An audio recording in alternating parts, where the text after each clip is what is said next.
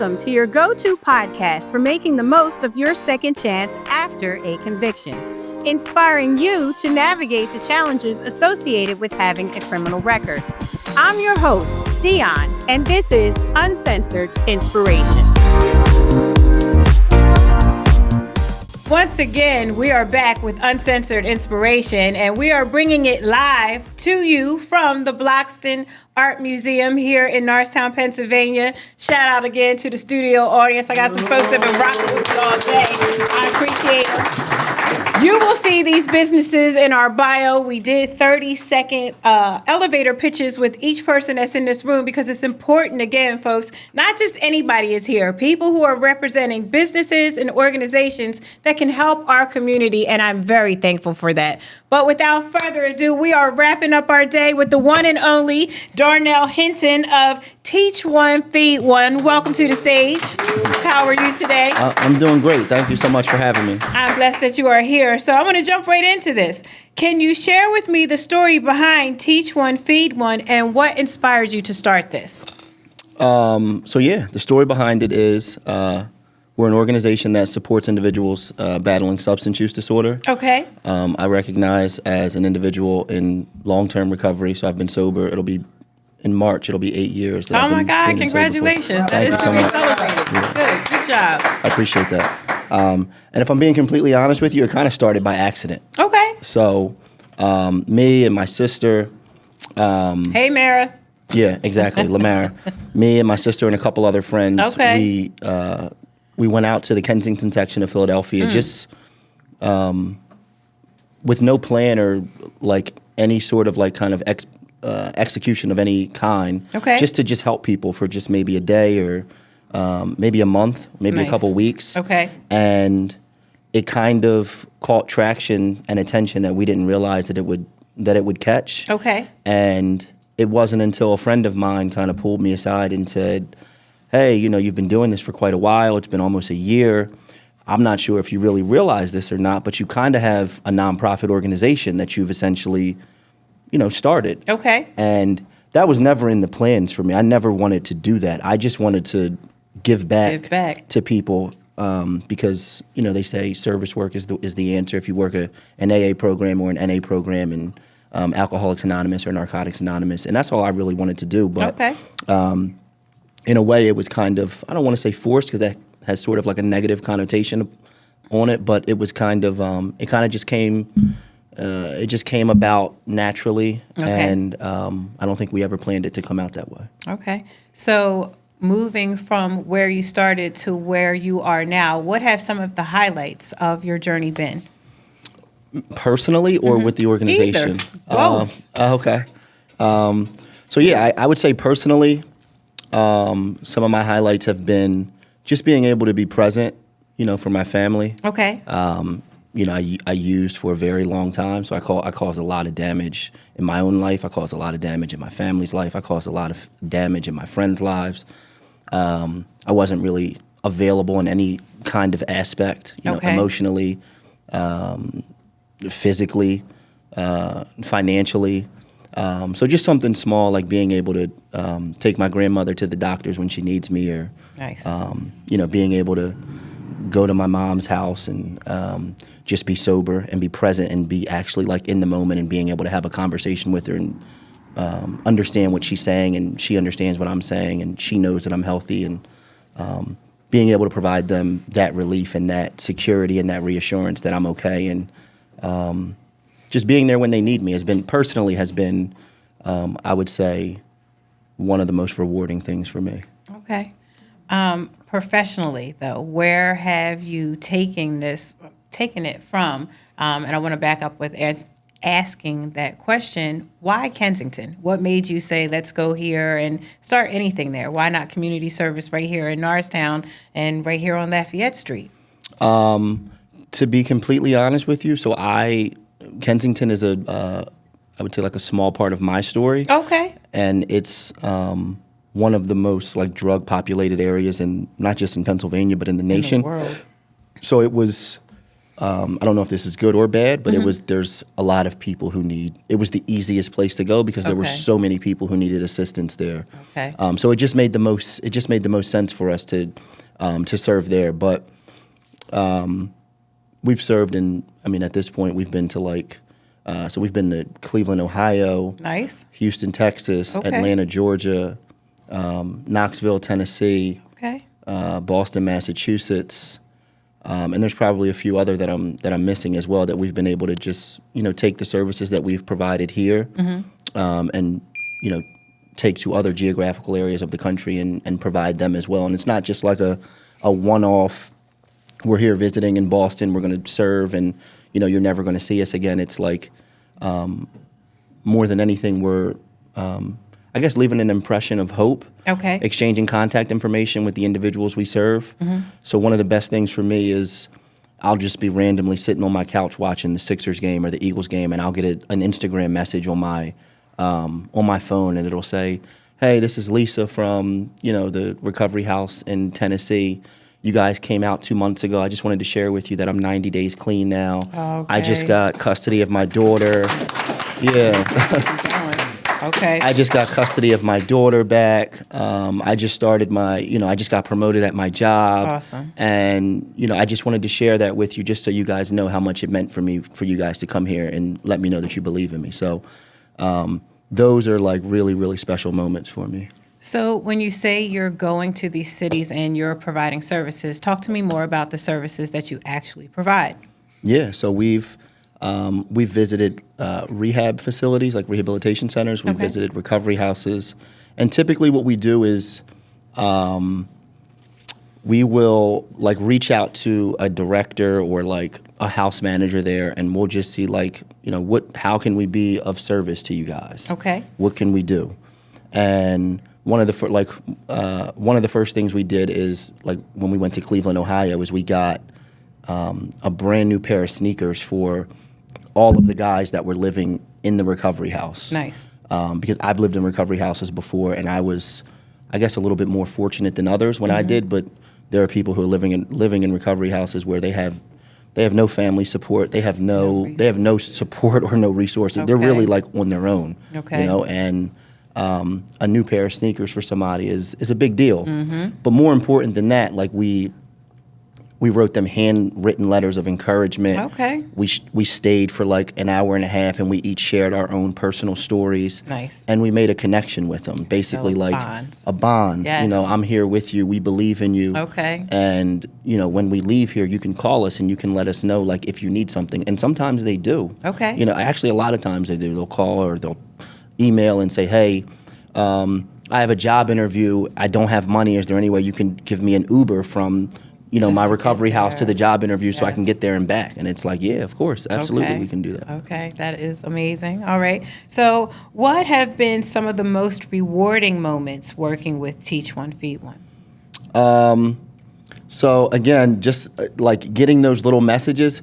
I don't have any children. Okay. I don't I have my immediate family. I have my mom, my sister, my brother, and then my extended family. But it's really rewarding, and it's really I feel really grateful being able to witness, I guess, the process of other individuals that are a part of our program that we've helped shape their lives and touch their lives in any possible way. So Okay. just being able to watch them grow and come in and not have anything, just be broken spiritually, emotionally, physically, not have any sort of drive or confidence or charisma, and then just slowly watch that process. After a month, they start to look better, a little bit better physically. Okay. And then 2 months, they start to get their confidence back. Nice. And then 90 days, they either get their, I don't want to say first job, but they move on to a better paying job. Okay. And, they start moving on, and then they get their license back, and then they may or may not get a vehicle. And then just those little wins, I reconnected with my family. My mom said it's okay to come back in her house, and I just had a conversation with her, and I haven't done that in 10 years. You don't know how much that means to me. Just being a part of those stories, I mean, I feel like at times when they share like that they got their kids back in their life, I feel like that I got my kids back, and I don't even have kids. Yes. So it's really special for me. Absolutely. And you're having an opportunity to live in the moment through their transition, which I think is a beautiful thing, because sometimes you can look on the outside and be like, oh, no, that's so nice that you made it here. But because you're an intricate part of them getting to that spot, you feel like I really did make a difference in this scenario. So Yes. I absolutely love hearing that from you. How do you measure the success of your program and outreach outside of the stories coming back? How do you know that you're growing and moving in the right direction? Is it these other states calling out to you, other organizations recognizing you, or you seeing a need for you to go somewhere else and you being able to go there and just set up and do what you need to do? I guess just the impact that we've been able to create, or that we can continue to create, and just like I've met so many people, and I've been able to do so many different things. People that I would have never met, paths that I would have never crossed, opportunities that I would have never gotten, because of this work and because of the work that we've been able to do, and just the different stories that I've been able to hear, and the different lives that I've been able to cross. It's I would have never imagined any of that. That this is where you would be, or the impact you would have. Yeah. Okay. So I guess that's the way that I judge it, is just the impact that we're able to create, and people that, again, I keep referring back to just random messages, but it's just like sometimes I can't believe it. I'm just like, I'm a guy who, before I got sober, I basically ruined every relationship I've ever had. I'd ruined, I was no good to my family, my friends. I was no good to anybody, and you're telling me that I made an impact in your life, and that it's just, sometimes it's just like, it's kind of scary, to be honest with you, but just the impact that we're able to create is kind of how I measure that, is what I would say. If you had to change your past, would there be anything that you would change? And if you changed it, would it have brought you to where you are now? That's a tough question. I would say no, if I'm being completely honest with you, because I'm the type of person that truly believes that everything happens for a very, very distinct reason, very, very distinct purpose. And I do not believe that I would be, I was not this person 8 years ago. Okay. Anyone that knows me would tell you that everything that I am today, I wasn't even close to who I was, who I am today 8 years ago. So if I would have never gotten sober, I know, I can say with certainty that I would not be who I am today. So I'm very okay with, and very, I guess, satisfied with, and accepting of the fact that, I am who I am today because of everything that happened prior.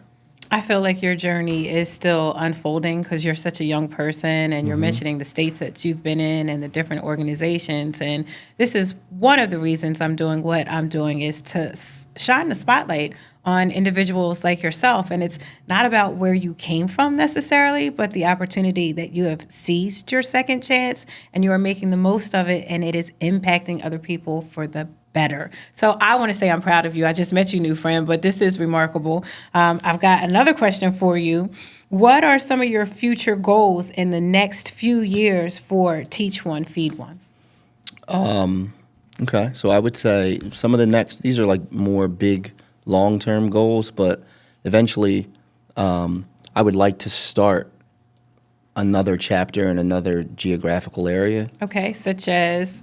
So like, how you have the NAACP, but the NAACP has 1,000 different chapters all over the country. Okay. So we would essentially have our, chapter here in this part of Pennsylvania, but I would love to, go to maybe just another area of Pennsylvania, but just for one example, let's just say, I go out to Maryland. Okay. And we start a chapter in Maryland. So now they're doing the same work that we're doing here.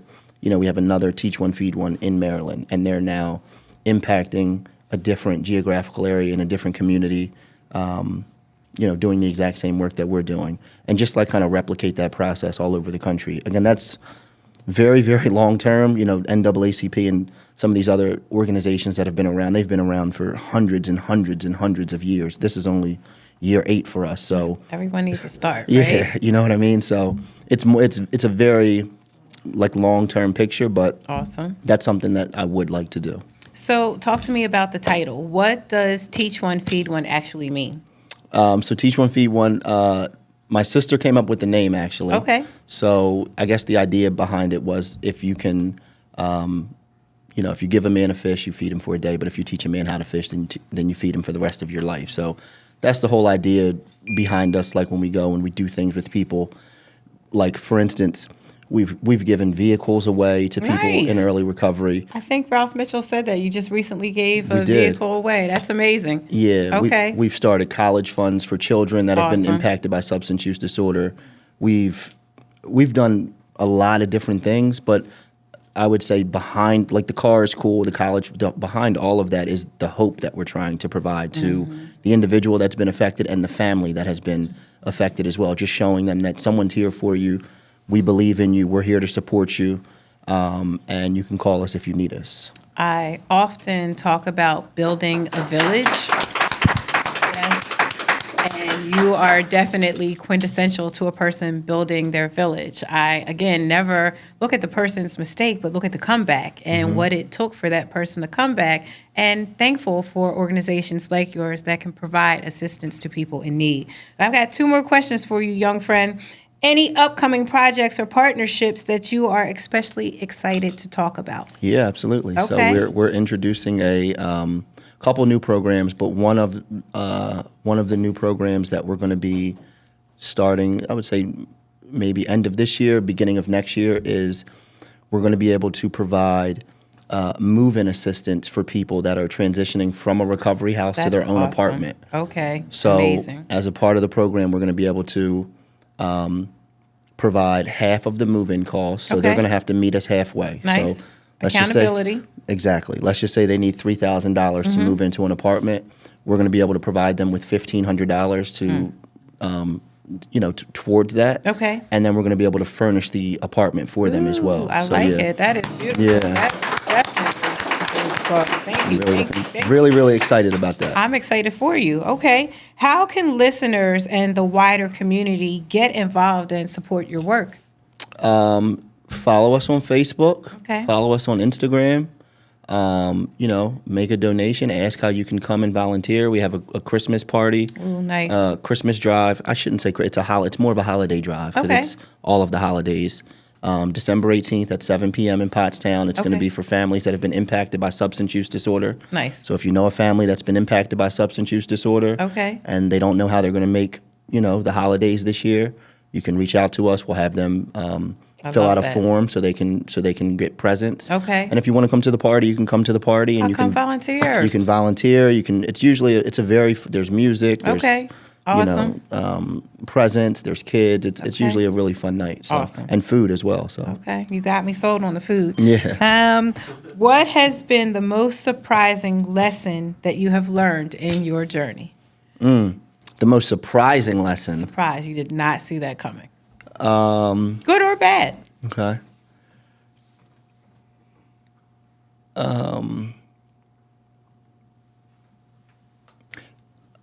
The ability to learn is a blessing, even when pain is the teacher.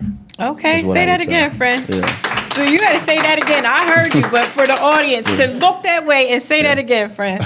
The ability to learn is a blessing, even when pain is the teacher. That is awesome. Yeah. That is awesome. So you're able to grow beyond the hurt because without this pain that we're experiencing right now, there would be no growth. We might be stagnant in this situation. Exactly. Okay, awesome. Your final thoughts for our audience. My final thoughts for the audience would be, again, I'm very grateful for you guys having me. Thank you. To join the podcast, just to be able to share a message.